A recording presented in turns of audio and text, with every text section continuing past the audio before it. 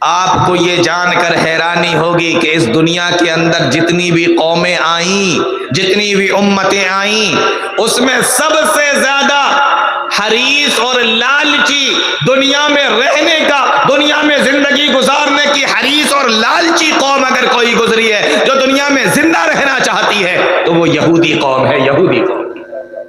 1000 برس بھی ان کو اگر دے دیے جائیں تب بھی وَلَا يَتَمَنَّوْنَهُ أَبَدًا بِمَا قَدَّمَتْ أَيْدِيهِمْ، تب بھی یہ موت کی تمنا نہیں کریں گے، ان کو 1000 سال کی زندگی بھی کم لگے گی۔ موت سے کوئی بھاگ پائے گا؟ موت سے کوئی بھاگ پائے گا؟ موت سے کوئی بچ پائے گا؟ یا آج تک کوئی موت سے بھاگ پایا ہے؟ کیا آج تک موت سے کوئی بچ پایا ہے؟ کیا آپ نے نہیں دیکھا سائنسداں لگے ہوئے ہیں اس بات پر کہ کوئی ایسی چیز بنا لی جائے کہ جس سے انسان مرے نہیں، لیکن کیا ہوا؟ جو اس پہ لگے تھے وہ بھی مر گئے، جو اس کو ڈھونڈ رہے تھے وہ بھی مر گئے، اور جو آگے ڈھونڈیں گے وہ بھی مریں گے، وہ بھی کھپ جائیں گے، لیکن کوئی ایسا آلہ، کوئی ایسی تکنیک، کوئی ایسی مشین، کوئی ایسی ٹیکنک بنا نہیں پائے گی۔ بلکہ ہم نے تو یہ دیکھا کہ موت تو اس کو بھی آئی جو قلعوں کے اندر رہتا تھا، اور موت اسے بھی آئی کہ جو کسی جھونپڑی کے اندر رہتا تھا، موت اسے بھی آئی جو نرم نرم بستروں کے اوپر سویا کرتا تھا، اور موت اسے بھی آئی جو زمین پہ چٹائی بچھا کر سویا کرتا تھا۔ ہم نے دیکھا موت تو اسے بھی آئی جو بڑا امیر تھا، مالدار تھا، اور موت تو اسے بھی آئی جو بڑا غریب تھا، کمزور تھا۔ ہم نے دیکھا موت تو اسے بھی آئی جو جوان تھا، طاقتور تھا، اور ہم نے دیکھا کہ موت تو اسے بھی آئی جو کمزور تھا، نحیف تھا اور لاغر تھا، اور ہم نے دیکھا کہ موت تو اسے بھی آئی جو خوبصورت تھا، اور ہم نے اسے بھی دیکھا کہ موت نے اسے بھی آ کے گھیرا جو بدصورت تھا۔ میرے بھائیوں، موت سے کوئی بچنے والا نہیں ہے، چاہے قلعے کے اندر رہنے والا ہو، چاہے حویلی کے اندر رہنے والا ہو، اور چاہے کسی جھونپڑی کے اندر رہنے والا ہو، اور چاہے کسی سڑک کے کنارے سونے والا ہو، موت سے کوئی بچ نہیں سکتا۔ اینما تکونوا یدرککم الموت ولو کنتم فی بروج مشیدہ، چاہے کسی مضبوط قلعے کے اندر تم چلے جاؤ، موت تمہیں وہاں بھی پالے گی۔ السلام علیکم ورحمۃ اللہ وبرکاتہ۔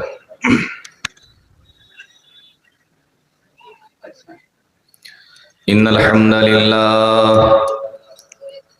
نحمده ونستعینه ونستغفره ونعوذ باللہ من شرور انفسنا ومن سیئات اعمالنا، من يهده الله فلا مضل له ومن يضلل فلا هادي له، واشهد ان لا اله الا الله وحده لا شريك له، واشهد ان محمدا عبده ورسوله، یا ایها الذین آمنوا اتقوا الله حق تقاته ولا تموتن الا وانتم مسلمون، یا ایها الناس اتقوا ربکم الذی خلقکم من نفس واحدة وخلق منها زوجها وبث منهما رجالا كثيرا ونساء، واتقوا الله الذي تساءلون به والأرحام إن الله كان عليكم رقيبا، يا أيها الذين آمنوا اتقوا الله وقولوا قولا سديدا يصلح لكم أعمالكم ويغفر لكم ذنوبكم، ومن يطع الله ورسوله فقد فاز فوزا عظيما، أما بعد فإن خير الحديث كتاب الله، وخير الهدي هدي محمد صلى الله عليه وسلم، وشر الأمور محدثاتها وكل محدثة بدعة وكل بدعة ضلالة وكل ضلالة في النار۔ أعوذ بالله السميع العليم من الشيطان الرجيم، بسم الله الرحمن الرحيم، كل نفس ذائقة الموت وإنما توفون أجوركم يوم القيامة، فمن زحزح عن النار وأدخل الجنة فقد فاز وَمَا الْحَيَاةُ الدُّنْيَا إِلَّا مَتَاعُ الْغُرُورِ۔ باوقار معزز علماء کرام، دور اور پاس سے تشریف لائے محترم سامعین، نوجوان ساتھیوں، پیارے بچوں اور پردہ نشین خواتین، قرآن کریم کی جو آیت کریمہ میں نے خطبہ مسنونہ کے بعد میں پڑھی ہے،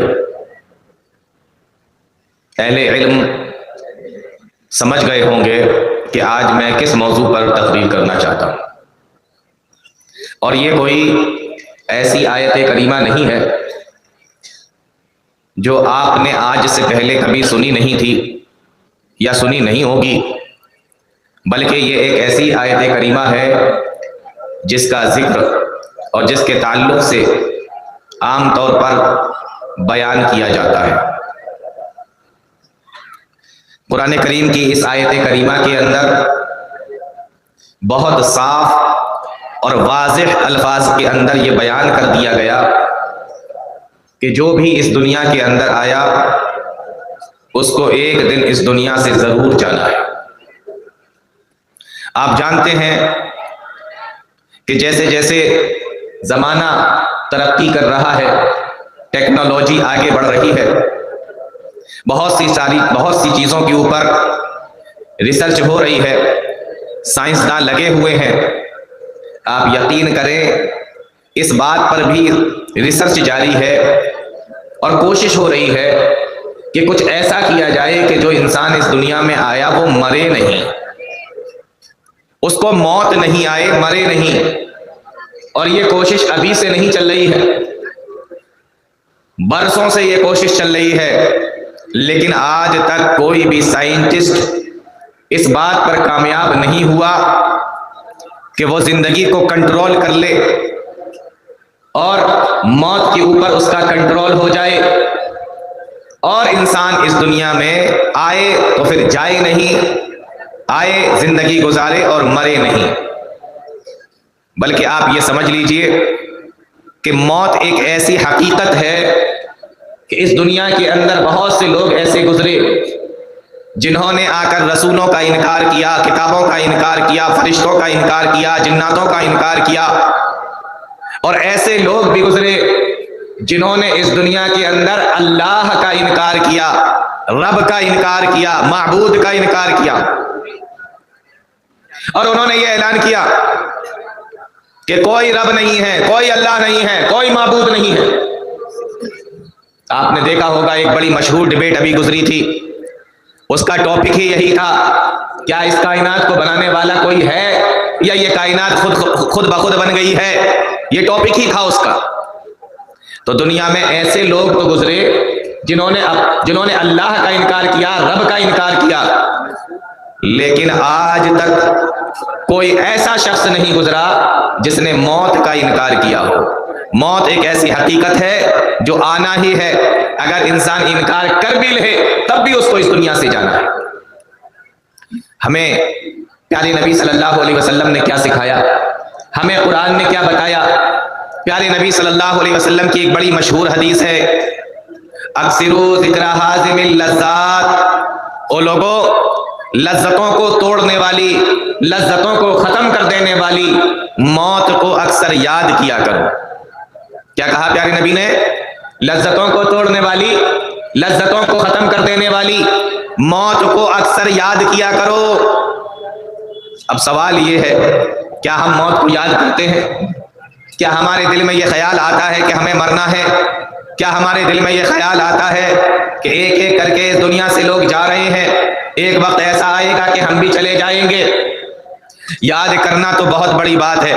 آج ہماری قوم کا معاملہ یہ ہے کہ اگر کوئی اس ٹاپک پر تقریر کرے، اس ٹاپک پر خطبہ دے، اس ٹاپک پر جمعہ پڑھائے تو باہر نکل کر لوگ بات کرتے ہیں، کیا وہی پرانی باتیں بتاتے ہیں، ایک بار نہیں 10 بار اس بات کو سن چکے ہیں، کیا وہی پرانی باتیں لے کر بیٹھ جاتے ہیں۔ یعنی پیارے نبی نے تو یہ فرمایا کہ لذتوں کو توڑنے والی موت کو اکثر یاد کیا کرو، اور ہماری حالت یہ ہے کہ ہم یاد بھی نہیں کرتے، کوئی یاد دلائے تو اس کو پسند بھی نہیں کرتے۔ آئیے موت کے تعلق سے کچھ باتیں آپ کے سامنے رکھنا ہے. رات کا آخری وقت ہے اور مجھے بتایا بھی یہ گیا ہے کہ اس بزم کے آخری مقرر بھی آپ ہیں اور انسان کی زندگی بھی موت پر جا کے ختم ہو جاتی ہے. ان تمام چیزوں کو سامنے رکھتے ہوئے انشاءاللہ چند باتیں موت کے حوالے سے آپ کے سامنے رکھیں گے. تو قرآن کریم کی جو آیت کریمہ میں نے آپ کے سامنے پڑھی ہے، پہلے وہاں سے بات شروع کرتے ہیں. اللہ تعالیٰ فرماتا ہے کل نفس ذائقۃ الموت، کل نفس ذائقۃ الموت، ہر نفس کو موت کا مزہ چکھنا ہے، ہر نفس کو موت کا مزہ چکھنا ہے. کل نفس ذائقۃ الموت. آپ آیت پر تھوڑا سا اگر غور کریں گے تو آپ کو معلوم ہوگا اللہ تعالیٰ اگر یہ کہتا اور یہ کہنا چاہتا تو کہہ سکتا تھا کہ اے لوگو تمہیں موت آنا ہے، تمہیں مرنا ہے، تمہیں موت آئے گی. یہ بھی کہا جا سکتا تھا کہ ہر نفس کو مرنا ہے، ہر نفس کو موت آنی ہے. لیکن اللہ تعالیٰ نے یہ نہیں کہا کہ ہر نفس کو موت آنی ہے، بلکہ اللہ تعالیٰ نے تو یہ کہا کل نفس ذائقۃ الموت، ہر نفس کو موت کا مزہ چکھنا ہے. فرق سمجھ میں آ رہا ہے آپ لوگوں کو؟ موت آنا ہے اور موت کا مزہ چکھنا ہے. اگر اللہ تعالیٰ دیکھو مرنا تو ہے ہی، لیکن اللہ تعالیٰ چاہتا تو ایسے بھی کہہ سکتا تھا کہ ہر نفس کو موت آنا ہے، لیکن ایسے نہیں کہا گیا. کیسے کہا جا رہا ہے؟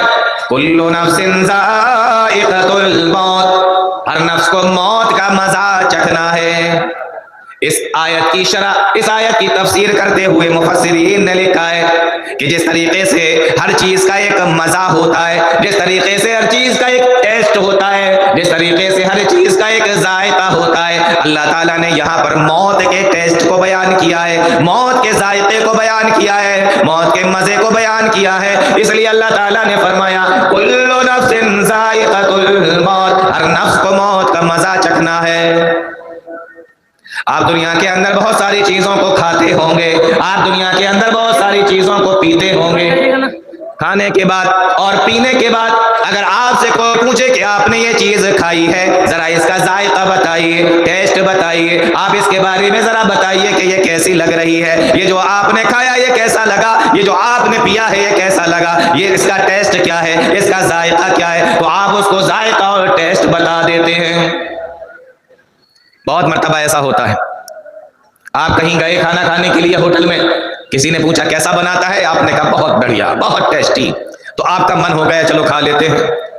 کتنی بار ایسا ہوتا ہے ٹرین کے اندر چائے بکتی ہے، آپ لوگوں نے ٹرینوں میں سفر کیا ہوگا، دیکھا ہوگا چائے بیچنے والے آتے ہیں. عام طور پر تصور یہ ہے کہ وہاں کی چائے اچھی نہیں ہوتی. اب پینا ہے مجھے بھی اور پینا ہے سامنے والے کو بھی. کتنی بار خود میں نے ایسا کیا کہ سامنے والے نے چائے لے لی اور اس نے پی تو میں اس سے پوچھ لیتا ہوں کیسی بنی ہے، کیسی ہے، تو وہ کہتا ہے اچھی ہے، تو میں کہتا ہوں مجھے بھی دے دو بھائی. اور اگر وہ کہتا ہے مزہ نہیں آ رہا ہے تو میں کہتا ہوں جاؤ بھائی بیچو اپنے. ایسا ہوتا ہے کہ نہیں ہوتا ہے؟ ٹیسٹ کیسا ہے ہم پوچھ لیتے ہیں، وہ جس نے وہ ٹیسٹ لیا، ذائقہ لیا، وہ بتا دیتا ہے کہ کیسا ہے. لیکن موت کا ٹیسٹ کیسا ہے کیسے پتا چلے گا؟ کون بتائے گا؟ کیونکہ جس نے اس موت کا مزہ چکھا، جس نے اس موت کا ذائقہ لیا، جس نے اس موت کا ٹیسٹ کیا، کل نفس ذائقۃ الموت، پھر وہ اس دنیا کے اندر بچا ہی نہیں. کتنی عجیب چیز ہے، انسان اگر زہر بھی کھا لیتا ہے تو تھوڑی دیر کے لیے وہ بچ جاتا ہے اور تھوڑی دیر کے بعد میں اس کی موت ہو جاتی ہے. لیکن یہ کیسی عجیب چیز ہے، یہ کیسا عجیب مزہ ہے، یہ کیسا عجیب ٹیسٹ ہے کہ جو بھی کھاتا ہے فوراً مر جاتا ہے، جو بھی اس کا ٹیسٹ لیتا ہے فوراً اس دنیا سے چلا جاتا ہے. کل نفس ذائقۃ الموت، ہر نفس کو موت کا مزہ چکھنا ہے، ہر نفس کو موت کا ذائقہ چکھنا ہے.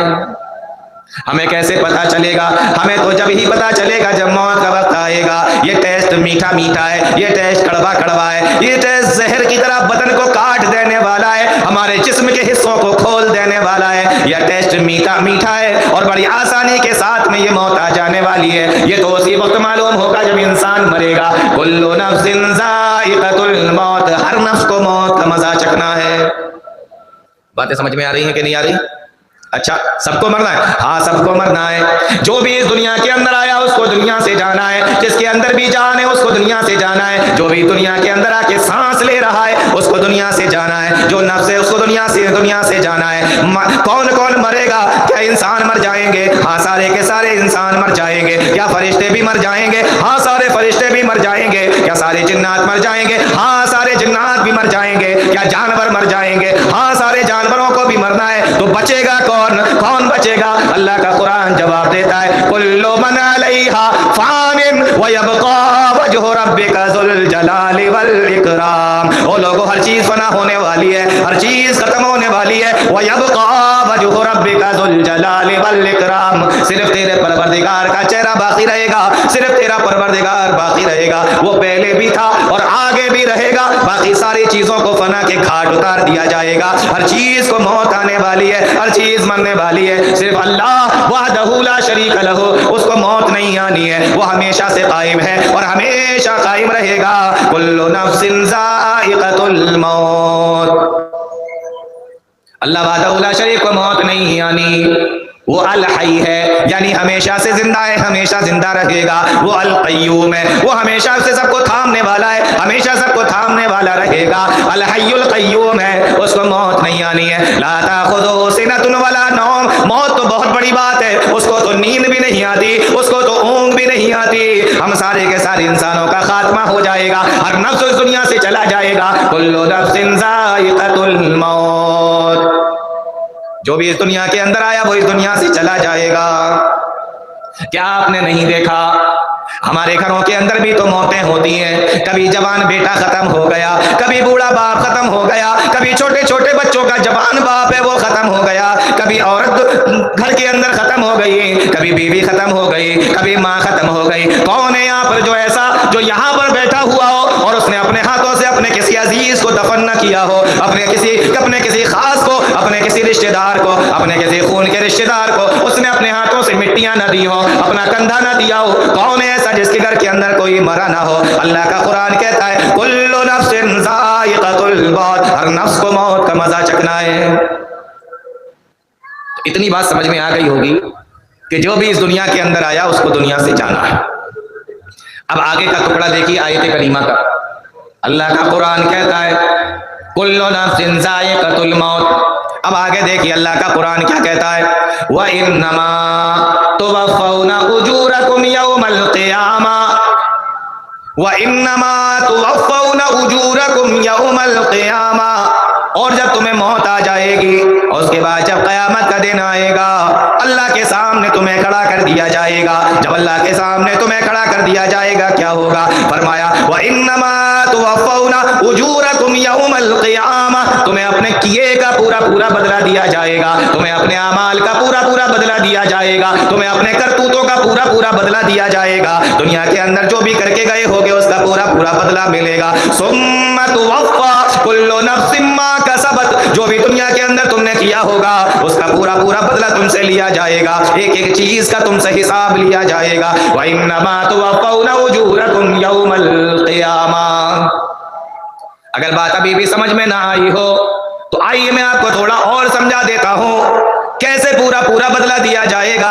ہم نے کوئی نیک کام کیے ہوں گے اس کا بھی پورا بدلہ ملے گا, ہم نے اگر برے کام کیے ہوں گے اس کا بھی پورا پورا بدلہ ملے گا. دن کے اجالے میں کیے ہوں گے اس کا بھی بدلہ ملے گا, اور رات کی تنہائی میں اور رات کے اکیلے پن میں اگر ہم نے کمرہ بند کر کے بھی اور کسی دوسرے شہروں میں جا کر بھی ہم نے اللہ کی نافرمانیاں کی ہوں گی, ہم نے اپنے کالے کارنامے اور کالے کرتوت کیے ہوں گے, اس کا بھی پورا پورا بدلہ دیا جائے گا. وہ میرے پروردگار تھوڑا سا اور مجھے سمجھا دے, ابھی میری سمجھ میں یہ بات نہیں آ رہی ہے. اللہ تعالیٰ کا قرآن دوسری جگہ کہتا ہے وَمَن يَعْمَلْ مِثْقَالَ ذَرَّةٍ خَيْرًا يَرَهُ وَمَن يَعْمَلْ مِثْقَالَ ذَرَّةٍ شَرًّا يَرَهُ. بڑی مشہور آیت ہے. اللہ کا قرآن کہتا ہے کہ تم میں سے جس نے ذرے کے برابر بھی نیک کام کیا ہوگا وہ اللہ کی یہاں دیکھ لے گا, اور تم میں سے جس نے ذرے کے برابر برائی کی ہوگی وہ بھی اللہ تعالیٰ کی یہاں دیکھ لے گا.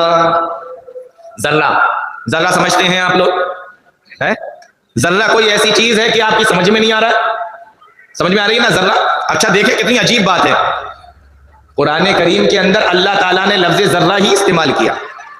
اب یہ دیکھیں کہ ذرہ ایسی چیز ہے کہ ذرے کا میں نے کوئی ترجمہ نہیں کیا ہے, ذرے کو میں ذرہ ہی کہہ رہا ہوں کہ ذرے کے برابر جس نے نیک عمل کیا ہوگا وہ بھی دیکھ لے گا, ذرے کے برابر برا عمل کیا ہوگا وہ بھی دیکھ لے گا. ذرے کو میں ذرہ ہی کہہ رہا ہوں, لیکن اللہ کے قرآن کی فصاحت و بلاغت دیکھو اس کے کلام کی کہ میں ذرے کا ترجمہ بھی نہیں کر رہا لیکن سب کی سمجھ میں آ رہا ہے کہ ذرہ کہتے کس کو. آپ ہاتھ کے اندر وہ ریت اور بالو کو اٹھا لو نا اور مٹھی کے اندر یا ہتھیلی کے اندر ایسے بالو کو رکھ لو یا پکڑ لو تو تمہاری اتنی چھوٹی سی ہتھیلی کے اندر ہزاروں کی تعداد میں ذرے آ جائے، اتنے چھوٹے چھوٹے مہین مہین ذرے. تو اتنا چھوٹا بھی نیک عمل اور برا عمل کیا ہوگا وہ بھی اللہ تعالیٰ کے یہاں پالو گے.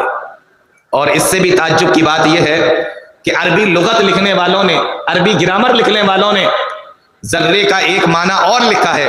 وہ لکھتے ہیں کہ کبھی آپ نے دیکھا ہوگا دھوپ نکلی ہوئی ہو، کمرہ بند ہو اور کسی سوراخ میں سے دھوپ آ رہی ہو تو آپ کو کمرے کے اندر کچھ چیزیں اڑتی ہوئی نظر آئیں گی اس دھوپ کے اندر. ٹھیک ہے نا، سمجھ میں آ رہی ہے بات؟ لیکن جیسے ہی آپ لائٹ کھولو گے یا کمرے کا دروازہ کھولو گے تو وہ چیزیں دکھتی ہیں؟ نہیں دکھتی ہیں. وہ اتنی چھوٹی چیز کہ پہلے دکھ رہی تھی لیکن روشنی زیادہ کی تو دکھنا چاہیے تھی لیکن اب نہیں دکھ رہی ہیں، اتنی چھوٹی ہیں. اس کو بھی عربی میں ذرہ ہی کہتے ہیں. اگر اتنا چھوٹا بھی گناہ کیا ہوگا وہ بھی اللہ کے یہاں پاؤ گے اور اتنا چھوٹا نیک عمل کیا ہوگا وہ بھی اللہ کے یہاں پاؤ. تو قرآن کریم کی آیت کریمہ سمجھ میں آئی؟ چلیے اب آگے بڑھتے ہیں. وَإِنَّمَا تُوَفَّوْنَ أُجُورَكُمْ يَوْمَ الْقِيَامَةِ، اور پورا پورا بدلہ تم پالو گے اپنے کرتوتوں کا، اپنے اعمال کا. آگے دیکھیے اللہ تعالیٰ نے کیا فرمایا، فَمَنْ زُحْزِحَ عَنِ النَّارِ وَأُدْخِلَ الْجَنَّةَ فَقَدْ فَازَ. تو تم میں سے جو شخص بھی آگ میں جانے سے بچا لیا گیا، جہنم میں جانے سے بچا لیا گیا، وَمَنْ زُحْزِحَ عَنِ النَّارِ وَأُدْخِلَ الْجَنَّةَ، اور جنت کے اندر جس کو داخل کر دیا گیا، فَقَدْ فَازَ، تو یقیناً وہ انسان کامیاب ہو گیا. حقیقت میں وہی انسان کامیاب ہو گیا. یہاں دنیا کی کامیابی کی بات نہیں چل رہی ہے، یہاں آخرت کی کامیابی کی بات چل رہی ہے. ہم دنیا میں کامیاب کس کو سمجھتے ہیں؟ کسی کا لڑکا ڈاکٹر بن گیا، ہم کہتے ہیں ارے بھائی وہ لڑکا تو بڑا کامیاب نکلا. کسی کا لڑکا انجینئر بن گیا، ہم کہتے ہیں وہ لڑکا تو بڑا کامیاب ہوا، بہت بڑا انجینئر بن گیا ہے.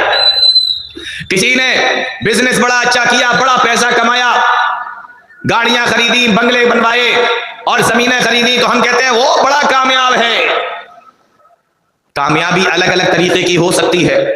ایک بچہ ہے، پڑھائی کر رہا ہے، محنت کر رہا ہے، اس کے پیپر آنے والے ہیں، پیپروں کے لیے تیاری کر رہا ہے اور اس کے بعد پیپر دیتا ہے، امتحان میں اس کے اچھے نمبر آتے ہیں، ہم کہتے ہیں یہ بھی کامیاب ہو گیا.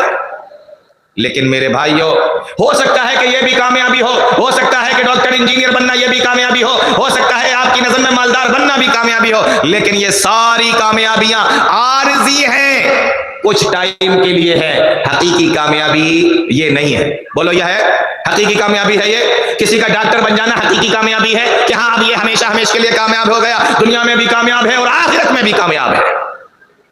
کامیابی کا نظریہ ہمارا الگ ہوتا ہے، کامیابی کی سوچ ہماری الگ ہوتی ہے، لیکن اللہ کا قرآن جس کو کامیابی کہے حقیقت میں وہ کامیابی ہوتی ہے.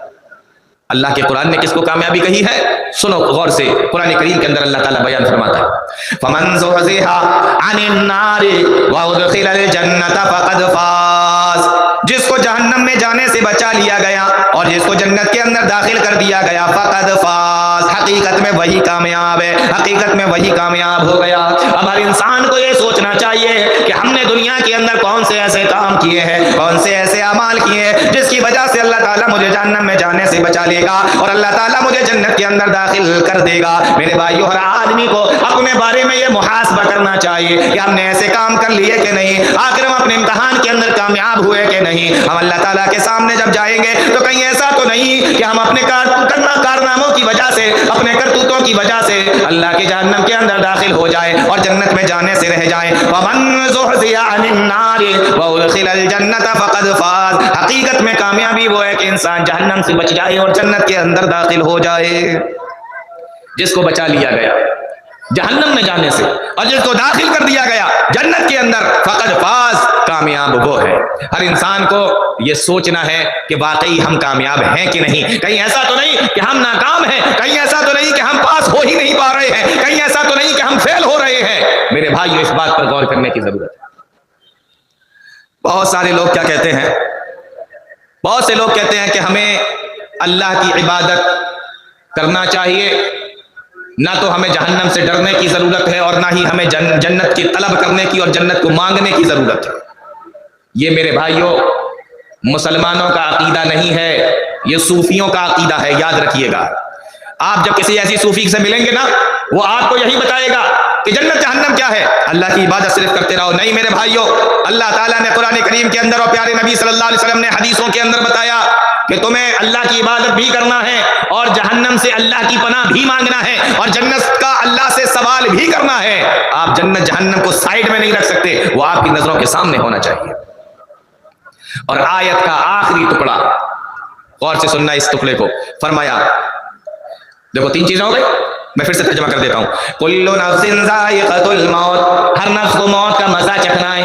وانما توفون اجورکم یوم القیامہ، اور تم کو اپنے اعمال کا پورا پورا بدلہ دیا جائے گا. فمن زحزح عن النار وادخل الجنۃ فقد فاز، اور تم میں سے جس کو جہنم میں جانے سے بچا لیا گیا اور جنت کے اندر داخل کر دیا گیا وہی کامیاب ہے. اب آخری ٹکڑا آیت کا اللہ تعالیٰ فرماتا ہے وما الحیات الدنیا الا متاع الغرور، اور دنیا کی زندگی سوائے دھوکے کے اور کچھ نہیں ہے. دنیا کی زندگی کیا ہے؟ دنیا کی زندگی سوائے دھوکے کی اور کچھ نہیں ہے. یہ بڑی عجیب بات ہے. دنیا کی زندگی کیا ہے؟ دھوکا ہے. اچھا کیسے دھوکا ہے؟ آئیے میں بتاتا ہوں. دنیا کی زندگی سوائے دھوکے کی اور کچھ نہیں ہے. آپ نے ایک آدمی کو دیکھا، بڑا مالدار ہے، بہت ساری گاڑیاں اس کے پاس میں، مکان اس کے پاس میں، زمین و جائیداد کا مالک ہے، اور اس کے بچے بڑے بڑے اچھے اسکولوں، کالجوں اور یونیورسٹیوں میں پڑھ رہے ہیں. بہترین اس کا کاروبار چل رہا ہے، کئی دکانوں کا مالک ہے، مکانوں کا مالک ہے، کاروبار کا مالک ہے اور فیکٹریوں اور کارخانوں کا مالک ہے. میرے بھائیوں غور کرنا، اور میں جو اب آپ سے پوچھ رہا ہوں وہ آپ مجھے بتانا. بتاؤ یہ ساری چیزیں اگر کسی انسان کو اس دنیا کے اندر مل جائیں، بتاؤ میرے بھائیوں کیا یہ اس بات کی نشانی ہے، کیا یہ اس بات کی نشانی ہے کہ وہ انسان اللہ کی نظر میں بھی بہت پیارا ہے؟ بولو کیا یہ اس بات کی نشانی ہے؟ کیا یہ کہا جا سکتا ہے کہ چونکہ اس کو سب کچھ ملا ہے اس لیے یہ اللہ کی نظر میں بڑا پیارا ہے؟ کہہ سکتے ہیں؟ نہیں کہہ سکتے. چلیے اب ایک دوسری بات میں آپ کو بتاتا ہوں.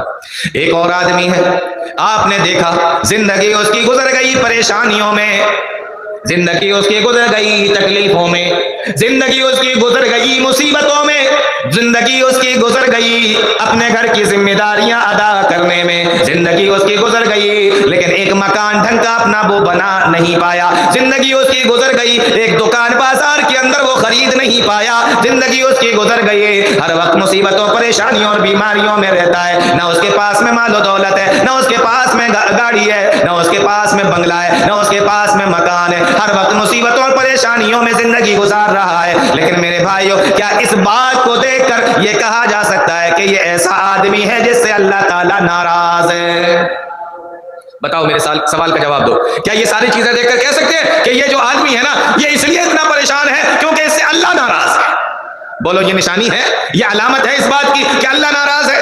ایک کو سب کچھ ملا لیکن کہہ نہیں سکتے کہ اللہ اس سے راضی ہے، ایک کو کچھ نہیں ملا پریشان ہے لیکن کہہ نہیں سکتے کہ اللہ اس سے ناراض ہے. وَمَا الْحَيَاةُ الدُّنْيَا إِلَّا مَتَاعُ الْغُرُورِ، دنیا کی زندگی سوائے دھوکے کی اور کچھ نہیں ہے. آپ فیصلہ نہیں کر سکتے، آپ کو نہیں پتا ہے کہ کون اللہ کی نظر میں پسندیدہ ہے اور کون اللہ کی نظر میں مقبوض ہے. ایک اور طریقے سے سمجھتے ہیں اس بات کو، دنیا کی زندگی سوائے دھوکے کی اور کچھ نہیں. ایک انسان ہے اپنی زندگی کو گزار رہا ہے اور دھیمے دھیمے کر کے وہ موت کی طرف جا رہا ہے، موت کی طرف جا رہا ہے. زندگی میں تو اس نے بڑے عیش کیے، بڑے مزے کیے، بہت مزہ اس کو آیا اور دنیا کی زندگی اس نے بڑے اچھے سے گزاری. لیکن جب موت کا جھٹکا آتا ہے، موت کا وقت آتا ہے اور جب جو اپنی موت کو اپنے سامنے دیکھ لیتا ہے تب اس کو سمجھ میں آتا ہے کہ میں نے یہ کیا کیا، میں نے اپنی ساری زندگی تو برباد کر دی ہے، ہم نے اپنی ساری زندگی تو گناہوں کے اندر گزار دی ہے، ہم نے اپنی ساری زندگی تو اللہ کو ناراض کر کے گزاری ہے، ہم نے یہ کیا کیا. اب موت کے وقت میں اس کو سمجھ میں تو آیا، لیکن میرے بھائیو یہ بتاؤ کیا اس کے پاس میں یہ موقع ہے کہ وہ اپنی زندگی کو بدل دے، اللہ کی نظر میں پیارا بن جائے؟ اب اس کو سمجھ میں آیا کہ ہم نے اپنی زندگی تو خراب کر لی، ہم نے اپنی زندگی کو تو بگاڑ لیا. اللہ تعالیٰ کا قرآن کہتا ہے اب اس کو سمجھ میں آیا، لیکن اس سے پہلے اس کو سمجھ میں نہیں آ رہا تھا. کیوں؟ وَمَا الْحَيَاةُ الدُّنْيَا إِلَّا مَتَاعُ الْغُرُورِ، وہ اسی زندگی کو سب کچھ سمجھ رکھا تھا اور یہ تو دھوکے کا سامان ہے. بات سمجھ میں آ رہی ہے کہ نہیں؟ اب ایک تیسرے طریقے سے اور سمجھتے ہیں اس کو. دنیا کی زندگی دھوکے کا سامان ہے، اس کو تیسرے طریقے سے سمجھتے ہیں. میرے بھائیوں دنیا کی زندگی دھوکے کا سامان ہے.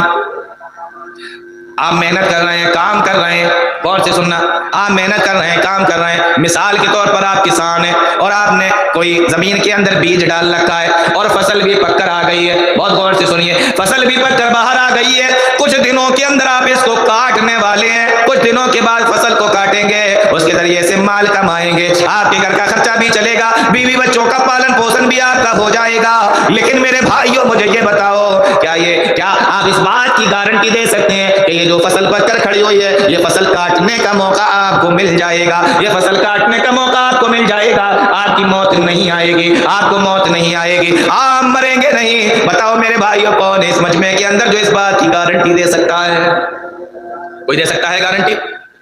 کوئی باغ کا مالک ہے، باغ کے اندر پھل لگے ہوئے ہیں اور باغ کے اندر جو پھل لگے ہوئے ہیں کچھ دنوں کے بعد باغ کے پھلوں کو آپ توڑنے والے ہیں اور اس کے ذریعے سے بہت سارا مال کمانے والے ہیں، آپ انتظار بھی کر رہے ہیں، پھل بھی پک رہے ہیں، کچھ دنوں کا صرف انتظار باقی ہے، لیکن میرے بھائیوں اس مجمع کے اندر کون سا ایسا 30 مار خان ہے اور کون اتنا بڑا سوربا ہے جو کھڑے ہو کر یہ کہہ سکتا ہے کہ جب تک یہ باغ کے پھلوں کو ہم توڑ نہیں لیں گے اور جب تک اس کو بازار میں جا کر بیچ نہیں دیں گے جب تک ہمیں موت نہیں آئے گی؟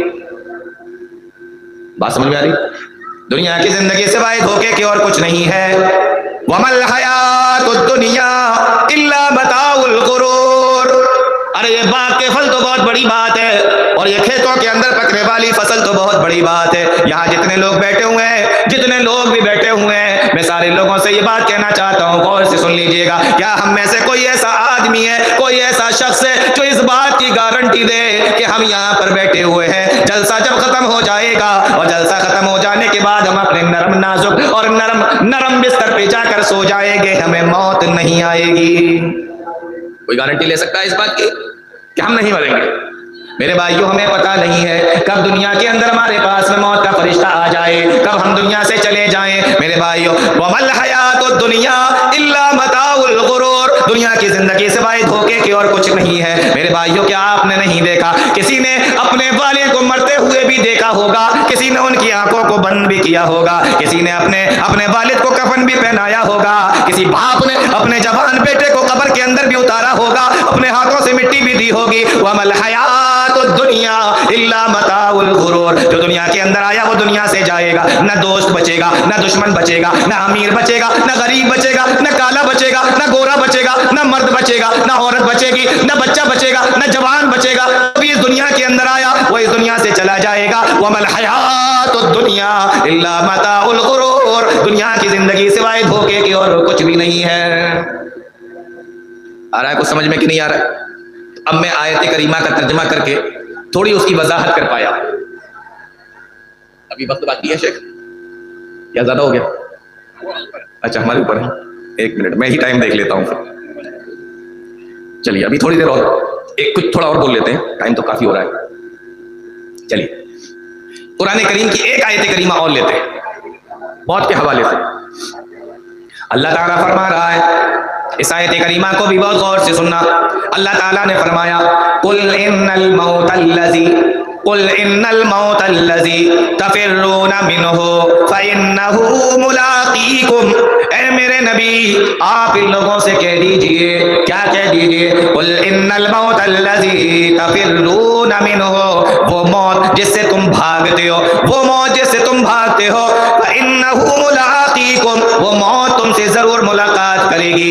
یہ تو اس کا سیدھا سا ترجمہ ہوا کہ وہ موت تم سے ضرور ملاقات کرے گی۔ اس کا ترجمہ آپ ایسے بھی کر سکتے ہیں کہ وہ موت ضرور تم سے آ کر ملے گی، ایسے بھی کہہ سکتے ہیں کہ وہ موت کا پنجہ ضرور تمہارے اوپر آئے گا۔ آپ اس کو ایسے بھی کہہ سکتے ہیں کہ وہ موت ضرور تمہیں آ کے دبوچ لے گی۔ قُلْ إِنَّ الْمَوْتَ الَّذِي تَفِرُّونَ مِنْهُ فَإِنَّهُ مُلَاقِيكُمْ، جب موت کا پنجہ آئے گا، جب موت تمہیں آ کے دبوچے گی، جب موت تم سے آ کے ملاقات کرے گی، تم کہیں بھاگ نہیں پاؤ گے، اس سے بھاگنے کا کوئی راستہ تمہارے پاس میں نہیں ہوگا۔ ان الموت الذی تفرون منہ فانہ ملاقیکم، وہ موت تم سے ضرور ملاقات کرے گی۔ ہم بھاگ رہے ہیں، وہ ملاقات کرنے کے لیے ہمارے پاس آ رہی ہے۔ ہم بھی تو جاتے ہیں نا کسی سے ملاقات کرنے کے لیے، ہم بھاگ رہے ہیں، وہ میرے پیچھے پیچھے آ رہی ہے، وہ پیچھے بھی نہیں آ رہی۔ ملاقیکم، ملاقات کہاں سے ہوتی ہے؟ پیچھے سے ہوتی ہے، سامنے سے ہوتی ہے؟ ملاقات پیچھے سے ہوتی ہے، سامنے سے ہوتی ہے؟ ملاقات سامنے سے ہوتی ہے، تو وہ سامنے سے آ رہی ہے۔ اب مان لیجیے ہم بھاگ رہے ہیں سامنے کی طرف، تو اب ہم یہ سمجھ رہے ہیں کہ ہم موت سے بچ رہے ہیں، لیکن حقیقت یہ ہے کہ ہم موت ہی کی طرف بھاگ رہے ہیں۔ نہیں سمجھ میں آئی بات سمجھ میں آئی کہ نہیں آئی؟ ہم موت سے بھاگ رہے ہیں، لیکن وہ تو ملاقات کرے گی، تو ملاقات تو سامنے سے ہوتی ہے، اب ہم سامنے کی طرف ہی بھاگ رہے ہیں اور ہم یہ سمجھ رہے ہیں کہ ہم موت سے بھاگ رہے ہیں، لیکن حقیقت میں ہم موت کی طرف بھاگ رہے ہیں۔ تو موت سے بچ نہیں سکتے، موت ضرور آ کے ملاقات کرے گی۔ اور ایک بات بتاؤں آپ کو، اس بات کو بھی بڑے غور سے سننا، یہ جو آیت کریمہ ہے نا، اس سے پہلے والی آیت دیکھیں گے اور اس کے بعد والی آیت دیکھیں گے تو آپ کو پتہ چلے گا کہ یہاں پر یہودیوں کا بیان چل رہا ہے۔ یہ سورہ جمعہ کی آیت کریمہ ہے، اس سے پہلے کی آیت کریمہ اور اس سے بعد کی آیت کریمہ جو ہے، یہ اس میں یہودیوں کا بیان چل رہا ہے، یہودیوں کے تعلق سے بات چل رہی ہے۔ اور آپ کو یہ جان کر حیرانی ہوگی، سن لو بہت غور سے، آج سے پہلے شاید یہ بات نہ سنی ہو، آپ کو یہ جان کر حیرانی ہوگی کہ اس دنیا کے اندر جتنی بھی قومیں آئیں، جتنی بھی امتیں آئیں، اس میں سب سے زیادہ حریص اور لالچی، دنیا میں رہنے کا، دنیا میں زندگی گزارنے کی حریص اور لالچی قوم اگر کوئی گزری ہے جو دنیا میں زندہ رہنا چاہتی ہے تو وہ یہودی قوم ہے، یہودی قوم۔ کتنے حریص ہیں، کتنے لالچی ہیں، قرآن نے اس کو ایک دوسری جگہ پہ بیان فرمایا ہے، کیا فرمایا؟ وَمِنَ الَّذِينَ أَشْرَكُوا يَوَدُّ أَحَدُهُمْ لَوْ يُعَمَّرُ أَلْفَ سَنَةٍ، 1000 برس بھی ان کو اگر دے دیے جائیں تب بھی وَلَا يَتَمَنَّوْنَهُ أَبَدًا بِمَا قَدَّمَتْ أَيْدِيهِمْ، تب بھی یہ موت کی تمنا نہیں کریں گے، ان کو 1000 سال کی زندگی بھی کم لگے گی۔ آ رہی ہے بات سمجھ میں؟ سب سے لالچی قوم دنیا کے اندر زندہ رہنے کے اعتبار سے، قرآن جس کے بارے میں کہہ رہا ہے کہ 1000 برس بھی اگر ان کو دے دیے جائیں اس کے باوجود بھی یہ موت کی تمنا نہیں کریں گے اور دنیا کے اندر رہنا چاہیں گے، ایسی قوم کے بارے میں اللہ تعالیٰ فرماتا ہے ان الموت الذی تفرون منہ، بھاگو گے موت سے، موت تمہیں آ کر ملے گی، موت تم سے آ کر ملاقات کرے گی۔ اور ایک بات مجھے بتائیے، کیا موت سے کوئی بھاگ پائے گا؟ موت سے کوئی بھاگ پائے گا؟ موت سے کوئی بچ پائے گا؟ یا آج تک کوئی موت سے بھاگ پایا ہے؟ کیا آج تک موت سے کوئی بچ پایا ہے؟ کیا آپ نے نہیں دیکھا سائنسداں لگے ہوئے ہیں اس بات پر کہ کوئی ایسی چیز بنا لی جائے کہ جس سے انسان مرے نہیں، لیکن کیا ہوا؟ جو اس میں لگے تھے وہ بھی مر گئے، جو اس کو ڈھونڈ رہے تھے وہ بھی مر گئے، اور جو آگے ڈھونڈیں گے وہ بھی مریں گے، وہ بھی کھپ جائیں گے، لیکن کوئی ایسا آلہ، کوئی ایسی تکنیک، کوئی ایسی مشین، کوئی ایسی ٹیکنک بنا نہیں پائے، ڈھونڈنے والے خود چلے گئے۔ عجیب حال ہے میرے بھائیو، غور کر کے دیکھیے۔ اور آپ نے یہ بھی دیکھا ہوگا، مجھے بتانے کی ضرورت نہیں ہے، میڈیا اور سوشل میڈیا آپ لوگ بڑے اچھے طریقے سے جانتے ہیں، آپ نے دیکھا ہوگا اسی دنیا کے اندر کتنے ملینئر اور بلینئر اور ارب پتی اور خرب پتی ایسے بھی گزرے جو پورے بالکل ہٹے کٹے تھے، انہوں نے کیا کیا؟ اپنے لیے ایک دل خرید کے رکھ لیا، اپنے لیے 2 گردے خرید کے رکھ لیے، اپنے لیے آنکھیں خرید کے رکھ لی کہ اگر میری آنکھیں خراب ہوگی تو آنکھیں ڈل جائیں گی، اگر میرا دل خراب ہوگا تو دوسرا دل جل جائے گا، اگر میرے گردے خراب ہوں گے دوسرے گردے پڑ جائیں گے۔ بدن کے سارے اعضاء اپنے لیے ان امیروں نے اور ان ارب پتیوں اور کھرب پتیوں نے خرید کے رکھ لیے، لیکن دنیا جانتی ہے کہ ان کا یہ خریدنا ان کے کام آیا، وہ بھی اس دنیا سے چلے گئے۔ کیا پڑھتے نہیں ہو؟ کیا سنتے نہیں ہو؟ کیا سوشل میڈیا کے ذریعے سے یہ چیزیں آپ کو نہیں ملتی ہیں؟ اور کتنے تعجب کی بات ہے، میں نے آپ کو ابھی بتایا 1000 سال کا موقع بھی ان کو اگر مل جائے تب بھی یہ موت کی تمنا نہیں کریں، اور موت سے اتنا بچنے والی اور اتنا ڈرنے والی قوم، موت سے اتنا چھپنے والی قوم، آپ کو پتا ہے کہ جب اللہ کے نبی صلی اللہ علیہ وسلم ہجرت کر کے مدینہ آئے، پیارے نبی صلی اللہ علیہ وسلم ہجرت کر کے مدینہ آئے تو مدینہ کے اندر یہودیوں کے، بتاؤ آپ میں سے کوئی بتا سکتا ہے کتنے قبیلے تھے؟ بتائیے، علماء نہ بتائیں، علماء کو تو معلوم رہتا ہے، کوئی بتا سکتا ہے یہودیوں کے کتنے قبیلے تھے مدینہ کے اندر؟ نہیں؟ اچھا ٹھیک ہے، یہ بتا پا رہے ہو نہیں بتا پا رہے ہو، تھوڑا ہو سکتا ہے مشکل ہو گیا ہو، لیکن اتنا تو بتا رہے ہو نا، سو تو نہیں رہے ہو نا؟ ہاں سو نہیں رہے تو ٹھیک ہے، پھر میں بتا دیتا ہوں۔ پیارے نبی صلی اللہ علیہ وسلم جب ہجرت کر کے مدینہ آئے اس وقت یہودیوں کے 3 قبیلے تھے مدینہ کے اندر۔ کتنے قبیلے تھے؟ 3 قبیلے مدینہ کے اندر، اور اس سے زیادہ تعجب کی بات یہ ہے کہ یہ تینوں قبیلے مسلمانوں سے تعداد میں بھی زیادہ تھے، ہتھیار میں بھی زیادہ تھے، مال میں بھی زیادہ تھے، ہر چیز میں زیادہ تھے۔ تینوں قبیلے، مال بھی ان کے پاس زیادہ، لوگ بھی ان کے پاس زیادہ، اسلحہ اور ہتھیار بھی ان کے پاس میں زیادہ، مسلمانوں سے ہر چیز میں زیادہ۔ تو 3 قبیلے، تینوں مسلمانوں سے زیادہ طاقتور، اور اس سے زیادہ تعجب کی بات یہ ہے شیخ کہ جب ان کا مسلمانوں سے مقابلہ ہوا، موت سے اتنا بچنے والی قوم کہ جب ان کا مسلمانوں سے مقابلہ ہوا، آپ یہ جان کر حیران ہوں گے کہ یہ مسلمانوں سے کبھی بھی کھلے میدان میں لڑنے کے لیے نہیں آئے، بلکہ یہ تینوں قبیلے بنو قینقاع، بنو نذیر اور بنو قریظہ، جب ان کا مسلمانوں سے مقابلہ ہوا، اپنے قلعوں کے اندر سے ہی انہوں نے جو بھی لڑائیاں کی ہیں قلعوں سے باہر نکل کر لڑائیاں نہیں کی ہیں تاکہ مسلمانوں سے سامنے سے مقابلہ نہ کرنا پڑے. لیکن میرے بھائیوں مجھے یہ بتاؤ, یہ قلعوں میں چھپنے والی قوم اور یہ مسلمانوں سے زیادہ طاقتور قوم, کیا آج اس دنیا کے اندر وہ تینوں قبیلے والے موجود ہیں؟ کیا وہ دنیا سے نہیں گئے؟ کیا وہ دنیا میں نہیں مرے؟ کیا ان کو موت نہیں آئی؟ موت آئی, اور تینوں کے تینوں قبیلے والوں کا جو چھپ جاتے تھے, لڑتے نہیں تھے, قلعوں کے اندر بند ہو جایا کرتے تھے, موت نے تو ان کو بھی آ کے دبوچا. موت سے نہیں بچنے والا کوئی انسان. تو قرآن کریم کی آیت کریمہ کو میں پھر سے پڑھتا ہوں, ترجمہ کرتا ہوں اور تھوڑا سا پھر آگے بڑھتا ہوں. کیا فرمایا اللہ تعالیٰ نے؟ قُلْ إِنَّ الْمَوْتَ الَّذِي تَفِرُّونَ مِنْهُ فَإِنَّهُ مُلَاقِيكُمْ, وہ موت جس سے تم بھاگ رہے ہو, وہ تم سے ضرور آ کر ملاقات کرے گی. ایک بات اور یاد آ گئی, وہ اور بتا دیتا ہوں آپ کو. دیکھو قرآن کریم نے کہا کہ یہ جو یہودی قوم ہے جو یہ چاہتی ہے کہ 1000 سال تک زندہ رہے تب بھی یہ موت کی تمنا نہیں کرے گی کہ مجھے موت آ جائے. قرآن کریم کے بارے میں اللہ تعالیٰ نے کہا ہے کہ یہ قرآن کریم اللہ کی کتاب ہے اور یہ بالکل سچی کتاب ہے, یہ ہمارا عقیدہ ہے, سب کا عقیدہ ہے. قرآن کہتا ہے کہ یہ موت کی تمنا نہیں کریں گے. یہودی مسلمانوں کے اتنے بڑے دشمن, بات سمجھ میں آنے کی نہیں, تھوڑی توجہ میری طرف کیجیے, میں ایک بات بتانے والا ہوں بڑی اہم. یہودی مسلمانوں کے اتنے بڑے دشمن, اور قرآن کے اندر لکھا ہے یہ موت کی تمنا نہیں کریں گے. اگر مسلمانوں کو جھوٹا ثابت کرنا ہے اور پیارے نبی صلی اللہ علیہ وسلم کو جھوٹا ثابت کرنا ہے اور قرآن کریم کو جھوٹا ثابت کرنا ہے تو صرف اتنا کہہ دیتے, لو میں موت کی تمنا کر رہا ہوں. قرآن نے کہا تھا یہ موت کی تمنا نہیں کریں گے, ان کو صرف اتنا کہنا تھا کہ میں موت کی تمنا کر رہا ہوں, قرآن جھوٹا ثابت ہو جاتا. لیکن یہ موت سے اتنا ڈرنے والی قوم اور موت سے اتنا بچنے والی قوم کہ قرآن کو بھی جھوٹا ثابت کرنے کے لیے ایک بار ان کے منہ سے یہ نہیں نکلا کہ لو میں موت کی تمنا کرتا ہوں کہ مجھے موت آ جائے. پتہ نہیں بات سمجھ میں آئی کہ نہیں آئی. رات کا اتنا وقت گزر گیا تو ہو سکتا کچھ باتیں نہ سمجھ میں آ رہی ہو, لیکن آپ دیکھیں ان کو قرآن جھوٹا کرنا تھا نا, قرآن کو جھوٹا ثابت کرنا تھا. قرآن نے کہا یہ موت کی تمنا نہیں کریں گے, کہہ دیتے میں موت کی تمنا کر رہا ہوں, قرآن جھوٹا ثابت ہو جاتا. لیکن یہ دنیا میں رہنے کے اتنے لالچی تھے کہ انہوں نے یہ بھی نہیں کہا کہ میں موت کی تمنا کر رہا ہوں. تو لیکن وہ بھی اس دنیا سے گئے. اب ایک تیسری آیت کریمہ اور دیکھتے ہیں چھوٹی سی, اس کے بعد دیکھیں گے اگر وقت ہوگا تو آگے بڑھیں گے, نہیں تو بات کو ختم کر دیں گے. تیسری آیت کریمہ اللہ تعالیٰ فرماتا ہے موت کے تعلق سے, اینما تکونوا یدرککم الموت ولو کنتم فی بروج مشیدہ. کیا فرمایا اللہ تعالیٰ نے؟ اینما تکونوا یدرککم الموت, تم جہاں کہیں بھی چلے جاؤ موت تم کو پا لے گی, موت تمہیں آ کر رہے گی. اینما تکونوا یدرککم الموت ولو کنتم فی بروج مشیدہ, موت تمہیں پا لے گی اگرچہ تم مضبوط قلعوں کے اندر بھی بند ہو جاؤ. کیا کوئی انسان اپنے لیے حویلی بنا لے, کیا کوئی انسان اپنے لیے بنگلہ بنا لے, یا کوئی انسان اپنے لیے مضبوط قلعے بنا لے؟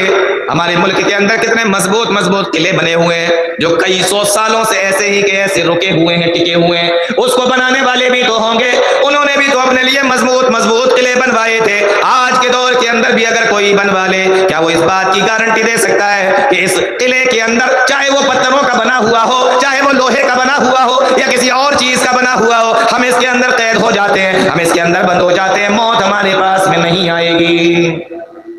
کیا ایسا ہے کہ قلعوں کے اندر بند ہو جاؤ موت نہیں آئے گی؟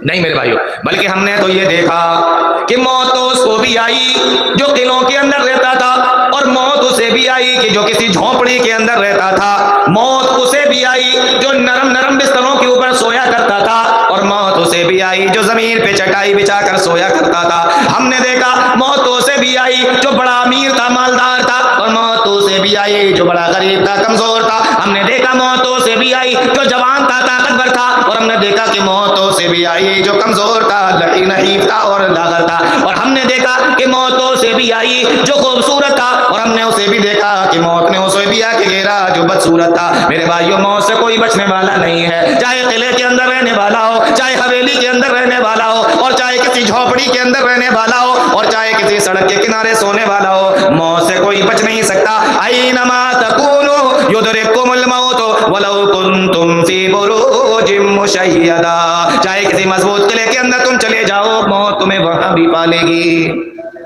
نہیں بچ سکتے ہوں, بچ پائے گا کوئی؟ اس کائنات کے اندر, اللہ اکبر, اس کائنات کے اندر سب سے بڑا مقام و مرتبہ کس کا ہے میرے بھائیو بتائیے؟ پیارے نبی جناب محمد رسول اللہ صلی اللہ علیہ وسلم کا کس کا مرتبہ ہے؟ پیارے نبی صلی اللہ علیہ وسلم کا۔ صحیح بخاری کی روایت ہے اور حدیث کی کئی کتابوں کے اندر یہ بات آپ کو ملے گی۔ کیا کر رہے ہیں؟ خطبہ دے رہے ہیں مسجد نبوی کے اندر، خطبہ دے رہے ہیں مسجد نبوی کے اندر، اور پیارے نبی صلی اللہ علیہ وسلم خطبہ دے رہے ہیں۔ حدیث کو بیان کرنے والے صحابی ابو سعید خدری رضی اللہ تعالی عنہ ہیں، وہ بیان کرتے ہیں، کیا بیان کرتے ہیں؟ سنو غور سے۔ خطب النبی صلی اللہ علیہ وسلم، ایک موقع پر اللہ کے نبی صلی اللہ علیہ وسلم نے مسجد نبی کے اندر خطبہ دیا، اور آپ نے اس خطبے کے اندر بیان فرمایا، اے لوگو ان اللہ قد خیر، بے شک اللہ تعالیٰ نے ایک بندے کو عبدا من عباد اللہ تعالیٰ نے اپنے بندوں میں سے کسی ایک بندے کو یہ اختیار دیا، فاختار ما عنده واختار ما عند اللہ، چاہے دنیا کو اختیار کر لے، ما بین الدنیا، جو دنیا کے اندر ہے اس کو پسند کر لے، وما عند اللہ، اور چاہے وہ اس کو پسند کر لے جو اللہ تعالیٰ کے پاس میں ہو۔ یعنی اللہ تعالیٰ نے کسی ایک بندے سے یہ کہا کہ چاہے تم دنیا کو پسند کر لو یا تم آخرت کو پسند کر لو، جنت کو پسند کر لو، دونوں میں سے کون سی چیز چاہیے آپ کو؟ اللہ تعالیٰ نے کسی بندے سے یہ کہا۔ کون کہہ رہا ہے؟ اللہ کی نبی صلی اللہ علیہ وسلم۔ کہاں کہہ رہے ہیں؟ مسجد نبوی میں خطبہ چل رہا ہے، صحابہ کرام بیٹھے ہوئے ہیں، پیارے نبی صلی اللہ علیہ وسلم نے یہ بات بیان فرمائی۔ غور سے سنو کیا فرمایا؟ بے شک اللہ تعالیٰ نے اپنے بندوں میں سے کسی بندے کو یہ اختیار دیا کہ جو دنیا کے اندر ہے چاہو تو اسے پسند کر لو، اور جو اللہ تعالیٰ کے پاس میں چاہے تو اس کو پسند کر لو۔ اللہ کے نبی فرماتے ہیں اس بندے نے اللہ تعالیٰ کے پاس میں جو تھا اس کو پسند کر لیا، یعنی آخرت کو پسند کیا، جنت کو پسند کیا۔ ابھی پیارے نبی صلی اللہ علیہ وسلم اتنا ہی بیان فرمائے تھے، حضرت ابو سعید خدری رضی اللہ تعالیٰ عنہ بیان فرماتے ہیں، جو اس حدیث کے راوی ہیں، کہتے ہیں ایک کونے میں حضرت ابو بکر صدیق رضی اللہ تعالیٰ عنہ بیٹھے ہوئے تھے، اللہ کے نبی کے زبان مبارک سے ان الفاظوں کو سنا، ابو بکر صدیق کی آنکھوں میں آنسو آ گئے، اور ابو بکر صدیق مسجد نبی کے اندر بیٹھے بیٹھے رونے لگے اور پھوٹ پھوٹ کر رونے لگے۔ ابو سعید خدری بیان فرماتے ہیں جب میں نے ان کو روتے ہوئے دیکھا، فقلت فی نفسی، تو میں نے اپنے نفس، اپنے جی میں، اپنے دل میں یہ بات کہی کہ ما یبکی ھذا الشیخ، اس بوڑھے کو کیا ہو گیا، اس بزرگ کو کیا ہو گیا۔ اللہ کے نبی تو یہ بیان فرما رہے ہیں کہ اللہ تعالیٰ نے کسی بندے سے یہ کہا چاہو دنیا کو پسند کر لو چاہے آخرت کو پسند کر لو، اور اس نے آخرت کو پسند کیا، لیکن یہ بوڑھا بیٹھا بیٹھا کیوں رو رہا ہے؟ بات سمجھ میں آ رہی؟ یہ بوڑھا بیٹھا بیٹھا کیوں رو رہا ہے؟ اللہ کے نبی تو کسی بندے کے بارے میں بتا رہے ہیں، لیکن راوی حضرت ابو سعید خدری بیان فرماتے ہیں یہ بیان کرنے کے بعد اللہ کے نبی صلی اللہ علیہ وسلم نے ابو بکر صدیق کو روتے ہوئے دیکھا، وہی ممبر سے کھڑے ہو کے آپ نے آواز لگائی، یا ابا بکر لا تبکی، او میرے ابو بکر رو نہیں، او میرے ابو بکر مت رو، یا ابا بکر لا تبکی، او میرے ابو بکر مت رو، او میرے ابو بکر رو نہیں۔ اللہ کے نبی نے فرمایا ان امن الناس علی فی صحبتہ و مالہ ابو بکر، بے شک میرے اوپر مال کے اعتبار سے، دوستی کے اعتبار سے میرے اوپر اگر کسی کا احسان ہے تو وہ ابو بکر کا ہے۔ میں نے دنیا کے اندر سارے لوگوں کا احسان ادا کر دیا، لیکن میں نے ابو بکر کے احسان کا بدلہ ادا نہ کیا، ان کا بدلہ اللہ تعالیٰ قیامت کے دن ادا کرے گا۔ یہ ابو بکر صدیق رضی اللہ تعالیٰ عنہ ایک کونے میں بیٹھے بیٹھے رو رہے ہیں، اور پیارے نبی منبر سے کھڑے ہو کر اپنے دوست ابو بکر صدیق کو تسلیہ دے رہے ہیں، رونے کے لیے منع کر رہے ہیں، یا ابا بکر لا تبکی۔ راوی حدیث حضرت ابو سعید خدری رضی اللہ تعالیٰ عنہ بیان فرماتے ہیں پھر میں نے دیکھا اللہ کے نبی صلی اللہ علیہ وسلم اس خطبے کے بعد تقریباً 2 مہینے کے بعد اللہ کے نبی صلی اللہ علیہ وسلم اس دنیا سے چلے گئے، آپ کی وفات ہو گئی، آپ کا انتقال ہو گیا۔ تو میری سمجھ میں یہ آیا فَقَانَ رَسُولُ اللَّهِ هُوَ الْعَبْدُ، اللہ کے نبی نے جس انسان کے بارے میں، جس بندے کے بارے میں بتایا تھا وہ خود اللہ کے نبی صلی اللہ علیہ وسلم تھے، یعنی وہ خود اپنے بارے میں بات کر رہے تھے۔ اللہ تعالیٰ نے ان سے کہا چاہے دنیا کو پسند کر لو، دنیا کے اندر رہو، اور چاہے آخرت کو پسند کر لو، میرے پاس میں آ جاؤ۔ اللہ کے نبی خود اپنے بارے میں بیان کر رہے تھے، اور پوری مسجد نبی کے اندر سوائے ابو بکر صدیق کے اس بات کو کوئی دوسرا سمجھ نہیں پایا تھا۔ فرمایا وَكَانَ ابو بکر عَالَمَنَا، ابو بکر ہم میں سب سے زیادہ علم رکھنے والے تھے، سب سے زیادہ سمجھ بوجھ رکھنے والے تھے، سب سے زیادہ نبی کے مزاج کو سمجھنے والے تھے۔ ابو بکر کے علاوہ کوئی اس بات کو سمجھ نہیں پایا۔ جب خود 2 مہینے کے اندر اندر اللہ کے نبی صلی اللہ علیہ وسلم اس دنیا سے تشریف لے گئے تو ہماری سمجھ میں آیا کہ اللہ کے نبی خود اپنی بات کر رہے تھے، اپنے بارے میں بتا رہے تھے۔ ابھی کو سمجھ میں آئی بات؟ اس کائنات کے اندر جس کا سب سے بڑا مقام و مرتبہ، اس کائنات کے اندر جس کا سب سے بڑا مقام و مرتبہ، ان کو بھی موت آئی، ان کے پاس میں بھی موت کا فرشتہ آیا، ان کو بھی اس دنیا سے جانا پڑا۔ او انسانوں، تم کون سی بھول کے اندر زندگی گزار رہے ہو؟ تم کون سی بھول کے اندر جی رہے ہو؟ کیا تمہیں اس دنیا سے جانا نہیں ہے؟ کیا تمہیں اس دنیا سے سفر نہیں کرنا ہے؟ کیا تمہیں قبروں کے اندر نہیں جانا ہے؟ میرے بھائیو، جب رسول اللہ اس دنیا کے اندر نہیں رہے، جب آدم نہیں رہے، جب نوح نہیں رہے، جب دنیا کے اندر حضرت موسیٰ نہیں رہے، عیسیٰ نہیں رہے، سلیمان نہیں رہے، ابراہیم نہیں رہے، اسماعیل نہیں رہے، یوسف نہیں رہے، یعقوب نہیں رہے، میرے بھائیو ہم کون سی کھیت کی مولی ہے جو اس دنیا کے اندر رہیں گے؟ اس لیے اللہ تعالیٰ نے صاف صاف طور پہ قرآن کریم کے اندر بیان فرما دیا، کل نفس ذائقۃ الموت، ہر نفس کو موت کا مزہ چکھنا ہے، ہر نفس کو موت کا ذائقہ چکھنا ہے۔ تو دنیا کے اندر جو بھی آیا وہ دنیا سے جائے گا۔ ایک دو چیزیں اور بتا دو، بڑے غور سے سن رہے ہیں آپ لوگ۔ چلیے، جب انسان مرتا ہے تو کیا ہوتا ہے، بس ذرا سا یہ اور بتا دیتا ہوں آپ کو۔ آپ کو لگ رہا ہے ٹھیک ہے موت آئے گی تو مر جائیں گے، آپ کو لگ رہا ہے ٹھیک ہے موت آئے گی تو مر جائیں گے، ایسا ہی ہوتا ہے کیا؟ ایک اور حدیث دیکھیں، صحیح بخاری کی روایت ہے، اما عائشہ اس حدیث کو بیان کرتی ہیں، فرمایا کائنات کی سب سے عظیم، سب سے فضیلت والی، سب سے بڑی ہستی، سب سے بڑی شخصیت جناب محمد رسول اللہ صلی اللہ علیہ وسلم کی وفات کا وقت تھا، پیارے نبی کی وفات کا وقت تھا، اور اللہ کے نبی صلی اللہ علیہ وسلم کے اوپر غشی پہ غشی تاری تھی۔ پیارے نبی صلی اللہ علیہ وسلم اپنے ہاتھ کو پانی کے پیالے کے اندر ڈالتے اور اس پیالے سے نکال کر اپنے چہرے پہ مل لیتے، اور کبھی ایسا ہوتا کہ چادر کو اپنے چہرے پہ ڈال لیتے اور پھر چادر کو اپنے چہرے سے ہٹا دیتے، اور انہی چیزوں کے درمیان میں اللہ کے نبی جناب محمد رسول اللہ صلی اللہ علیہ وسلم کے زبان مبارک سے یہ الفاظ ادا ہوتے، لا الہ الا اللہ ان للموت لسکرات۔ او لوگو، اللہ کے علاوہ کوئی معبود برحق نہیں ہے، اللہ کے علاوہ کوئی وحدہ شریک نہیں ہے، اللہ کے علاوہ کوئی عبادت کے لائق نہیں ہے، لا الہ الا اللہ ان للموت لسکرات۔ بے شک موت کے وقت میں بڑی پریشانی ہوتی ہے، موت کے وقت میں بڑی تکلیف ہوتی ہے، موت کے وقت میں بڑی مصیبت اور بڑی پریشانی ہوتی ہے۔ اندازہ لگاؤ اللہ کے نبی صلی اللہ علیہ وسلم کا یہ حال ہے، میرے بھائیو ہمارا اور تمہارا کیا حال ہوگا؟ اس لیے میرے بھائیو بھول میں مت رہنا، بھول میں مت رہنا۔ اللہ کا قرآن کہتا ہے کل نفس ذائقۃ الموت، ہر نفس کو موت کا مزہ چکھنا ہے۔ ابھی سمجھ میں آیا مزہ کس کو کہتے ہیں؟